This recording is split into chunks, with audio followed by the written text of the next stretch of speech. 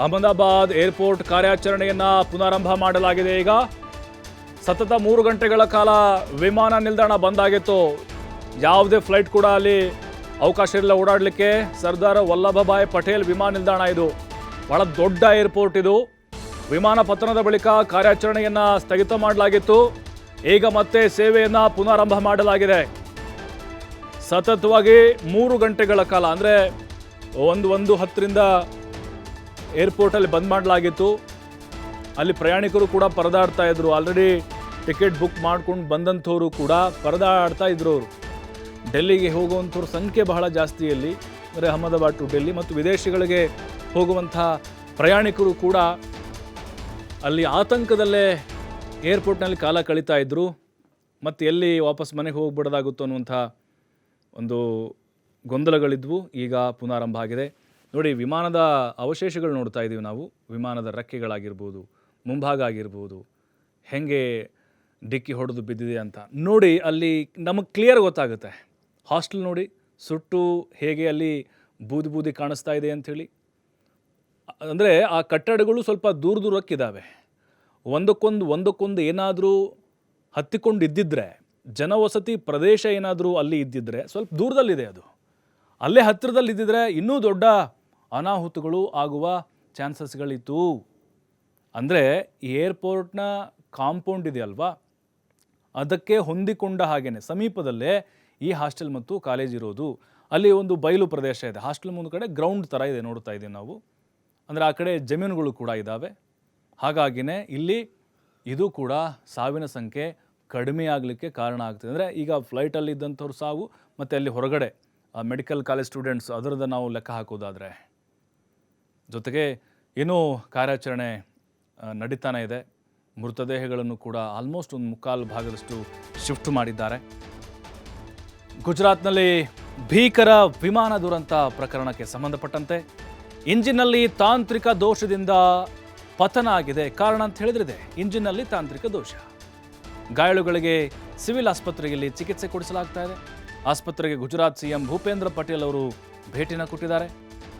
ನೋಡಿ, ನಿಖರವಾದಂಥ ಕಾರಣ ಏನು ಅಂತ ಹೇಳಿದ್ರೆ, ಇಂಜಿನ್ನಲ್ಲಿ ತಾಂತ್ರಿಕವಾದಂತಹ ದೋಷ ಕಂಡು ಬಂದಿದೆ. ಇಂಜಿನ್ನಲ್ಲಿ ಅದು ಯಾವ ಪಾರ್ಟ್ ಅಂತೇಳಿ ನಮಗೂ ಕೂಡ ಖಚಿತವಾಗಿ ಗೊತ್ತಿಲ್ಲ. ಎಕ್ಸ್ಪರ್ಟ್ಗಳು ಹೇಳ್ಬೇಕು ಅದನ್ನೀಗ ಎಲ್ಲಿ ಆಯಿತು ಅಂತ ಹೇಳಿ. ಯಾಕಂತ ಹೇಳಿದ್ರೆ ಅದು ಒಂದು ವಿಮಾನ ಅಂತ ಹೇಳಿದ್ರೆ ಸಾಕಷ್ಟು ರೀತಿಯಲ್ಲಿ ಅಲ್ಲಿ ಮಾಡ್ಯೂಲ್ಗಳಾಗಿರ್ಬೋದು, ಎಲೆಕ್ಟ್ರಾನಿಕ್ಸ್ಗಳಾಗಿರ್ಬೋದು, ಹೀಗೆ ಅದು ಬೇರೆ ಬೇರೆ ವಿದ್ಯಮಾನಗಳು, ಅಂದರೆ ಆ ವಿದ್ಯುನ್ಮಾನಗಳನ್ನು ಕೂಡ ಅವರು ಹೊಂದಿರುತ್ತವೆ. ಹಾಗಾಗಿನೇ ಖಚಿತವಾಗಿ ಹೇಳಲಿಕ್ಕಾಗೋದಿಲ್ಲ. ಆದರೆ ತಾಂತ್ರಿಕ ದೋಷ ಇಲ್ಲಿ ಕಾರಣ. ಭೂಪೇಂದ್ರ ಪಟೇಲ್ ಅವರು ವಿಸಿಟ್ ಮಾಡೋದನ್ನು ನೋಡ್ತಾ ಇದ್ದೀವಿ ನಾವು. ನೋಡಿ, ಭೂಪೇಂದ್ರ ಪಟೇಲ್ ಅವರು ಬಂದಿದ್ದಾರೆ, ಆಸ್ಪತ್ರೆಗೆ ಭೇಟಿಯನ್ನು ಕೊಟ್ಟಿದ್ದಾರೆ, ಗಾಯಾಳುಗಳ ಆರೋಗ್ಯವನ್ನು ವಿಚಾರಿಸ್ತಾ ಇದ್ದಾರೆ. ಭಾಳ ಆತಂಕದಲ್ಲಿದ್ದಾರೆ ಅವರು ಸಹಜವಾಗಿಯೇ. ಯಾಕಂದರೆ ಈಗ ಗುಜರಾತ್ನ CM ಆಗಿರೋದ್ರಿಂದಾಗಿ ಅವರು ದಿಗ್ಭ್ರಾಂತಕ್ಕೊಳಗಾಗಿದ್ದಾರೆ, ಆಘಾತದಲ್ಲಿದ್ದಾರೆ. ಈ ಒಂದು ದುರ್ಘಟನೆಯಿಂದಾಗಿ ಬಹಳ ನೋವನ್ನು ತಂದಿದೆ ಈ ಒಂದು ದುರಂತ. ಗುಜರಾತ್ ಅಷ್ಟೇ ಅಲ್ಲ, ಇಡೀ ದೇಶದ ಜನರು ಕೂಡ ಈ ಒಂದು ಘಟನೆಗೆ ಸಂಬಂಧಪಟ್ಟಂತೆ ಆತಂಕಕ್ಕೆ ಒಳಗಾಗಿದ್ದಾರೆ. ಭೂಪೇಂದ್ರ ಪಟೇಲ್, ಗುಜರಾತ್ನ ಮುಖ್ಯಮಂತ್ರಿ, ಈಗ ಆಸ್ಪತ್ರೆಗೆ ವಿಸಿಟ್ ಮಾಡಿದ್ದಾರೆ. ಗಾಯಾಳುಗಳ ಆರೋಗ್ಯವನ್ನು ವಿಚಾರಿಸ್ತಾ ಇದ್ದಾರೆ. ಆ ಕುಟುಂಬಸ್ಥರಿಗೆ ಸಾಂತ್ವನ ಹೇಳ್ತಾ ಇದ್ದಾರೆ. ವಿಜಯ್ ರೂಪಾನಿ ಅವರು ಕೂಡ ಇದೇ ಆಸ್ಪತ್ರೆಯಲ್ಲಿದ್ದಾರೆ. ಅವ್ರ ಕುಟುಂಬಸ್ಥರಿಗೂ ಕೂಡ ಸಮಾಧಾನ ಮಾಡ್ತಾ ಇದ್ದಾರೆ ಭೂಪೇಂದ್ರ ಪಟೇಲ್ ಅವರು. ಇನ್ನು ಏನೆಲ್ಲ ಅಲ್ಲಿ ತ್ವರಿತಗತಿಯಲ್ಲಿ ಕೆಲಸಗಳಾಗಬೇಕು, NDRF, SDRF, ಅಗ್ನಿಶಾಮಕ ಸಿಬ್ಬಂದಿ ಎಲ್ರಿಗೂ ಕೂಡ ಸೂಚನೆಗಳನ್ನು ಕೊಟ್ಟಿದ್ದಾರೆ. ಆದಷ್ಟು ಬೇಗ ಕಾರ್ಯಾಚರಣೆಯನ್ನು ಮುಗಿಸಬೇಕು ಅಂಥೇಳಿ ಭೂಪೇಂದ್ರ ಪಟೇಲ್ ಅವರು ಈಗ ಅಲ್ಲಿನ ಮುಖ್ಯಮಂತ್ರಿ ಆಗಿರೋದ್ರಿಂದಾಗಿ ಸಹಜವಾಗಿಯೇ ಈ ದುರಂತ ಬಹಳ ಆತಂಕಕ್ಕೆ ಅವರನ್ನು ಕೂಡ ಈಡು ಮಾಡಿರುತ್ತೆ. ಈಗಾಗಲೇ ಮೋದಿ ಮತ್ತು ಅಮಿತ್ ಶಾ ಕೆಲವೊಂದಿಷ್ಟು ಸಲಹೆ ಸೂಚನೆಗಳನ್ನು ಭೂಪೇಂದ್ರ ಪಟೇಲ್ ಅವರು ಕೊಟ್ಟಿದ್ದಾರೆ. ಈ ಕಾರ್ಯಾಚರಣೆಗೆ ಸಂಬಂಧಪಟ್ಟಂತೆ ಸಿವಿಲ್ ಆಸ್ಪತ್ರೆಯಲ್ಲಿ ಟ್ರೀಟ್ಮೆಂಟ್ ನಡೀತಾ ಇದೆ. ಅವ್ರ ಕುಟುಂಬಸ್ಥರು ಕೂಡ ಈಗ ಅಲ್ಲಿ ಬರ್ತಾ ಇದ್ದಾರೆ ಒಬ್ಬೊಬ್ಬರೇ ಈಗ ಈ ದುರಂತ ಆದ ಮೇಲೆ. ಯಾಕೆಂದರೆ ಅಹಮದಾಬಾದ್ ಸಿಟಿ ಆಗಿರ್ಬೋದು, ಗಾಂಧಿನಗರ ಆಗಿರ್ಬೋದು, ಬೇರೆ ಬೇರೆ ಅಂದರೆ ಗುಜರಾತ್ನ ಬೇರೆ ಬೇರೆ ಪ್ರದೇಶಗಳಿಂದ ಹೋದಂಥವರು ಅಲ್ಲಿ ಆ ಫ್ಲೈಟ್ನಲ್ಲಿ ಜರ್ನಿಯನ್ನು ಮಾಡ್ತಾಯಿದ್ರು. ಅಂತಹ ಕುಟುಂಬಗಳು ಈಗ ಅಲ್ಲಿ ಬರ್ತಾ ಇದೆ, ಒಬ್ಬೊಬ್ಬರು ಧಾವಿಸ್ತಾ ಇದ್ದಾರೆ. ಹಾಗಾಗಿ ಅವರ ಒಂದು ಮಾಹಿತಿ ಕೂಡ ಕೊಡ್ತಾ ಇದ್ದಾರೆ. ಪೊಲೀಸರು ಕೂಡ ಘಟನೆ ಬಗ್ಗೆ ವಿವರಣೆಯನ್ನು ಕೊಡ್ತಿದ್ದಾರೆ.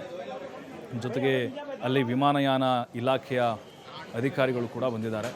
ಕೇಂದ್ರ ವಿಮಾನ ಸಚಿವರ ಜೊತೆಗೂ ಕೂಡ ದೂರವಾಣಿ ಸಂಪರ್ಕದಲ್ಲಿ ಭೂಪೇಂದ್ರ ಪಟೇಲ್ ಅವರು ನಿರಂತರ ಸಂಪರ್ಕದಲ್ಲಿದ್ದಾರೆ. ಕೇಂದ್ರ ಸರ್ಕಾರಕ್ಕೂ ಕೂಡ ಕ್ಷಣ ಕ್ಷಣದ ಮಾಹಿತಿಯನ್ನು ಕೊಡ್ತಾ ಇದ್ದಾರೆ.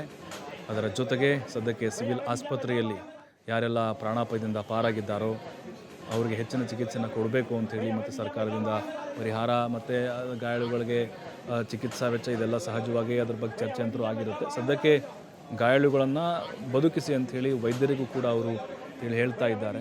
ಸರ್ಕಾರದಿಂದವೇ ಎಲ್ಲವನ್ನ ವೆಚ್ಚವನ್ನು ಭರಿಸ್ತೀವಿ ಅಂತೇಳಿ. ಅವಶೇಷಗಳನ್ನ ನಾವು ಇನ್ನೊಂದು ಭಾಗದಲ್ಲಿ ನೋಡ್ತಾ ಇದ್ದೀವಿ. ರಕ್ಷಣಾ ಕಾರ್ಯಾಚರಣೆಯ ಸಂದರ್ಭದಲ್ಲಿ ವಿಮಾನದ ಭಾಗಗಳು ಹೇಗೆ ಚಲ್ಲಾಪಲ್ಲಿಯಾಗಿ ಸುಟ್ಟು ಕರಕಲಾಗಿ ಬಿದ್ದಿದ್ದಾವೆ ಅಂಥೇಳಿ. ಅಲ್ಲಿ ಯಾವುದು ಇಂಜಿನ್ ಭಾಗ, ಯಾವುದು ವಿಮಾನದ ರೆಕ್ಕೆಗಳು ಯಾವ ಒಂದು ಕೂಡ ನಮಗೆ ಅಲ್ಲಿ ಗುರುತು ಹಿಡಿಯೋಕೆ ಆಗ್ತಾ ಇಲ್ಲ. ಅಷ್ಟರ ಮಟ್ಟಿಗೆ ಈ ದುರಂತ ನಡೆದು ಹೋಗಿಬಿಟ್ಟಿದೆ. ದಟ್ಟವಾದಂಥ ಹೊಗೆ ಆವರಿಸಿದೆ ಸ್ಥಳದಲ್ಲಿ ನೋಡ್ತಾ ಇದ್ದೀವಿ. ನಿಜಕ್ಕೂ ಬಹಳ ಆಘಾತಕಾರಿ ಸಂಗತಿ ಇದು. ಕಂಡು ಕೇಳರಿಯದ ರೀತಿಯಲ್ಲಿ ದುರಂತ ನಡೆದು ಹೋಗಿಬಿಟ್ಟಿದೆ. ಭೂಪೇಂದ್ರ ಪಟೇಲ್ ಸಿವಿಲ್ ಆಸ್ಪತ್ರೆಗೆ ದೌಡಾಯಿಸಿದ್ದಾರೆ.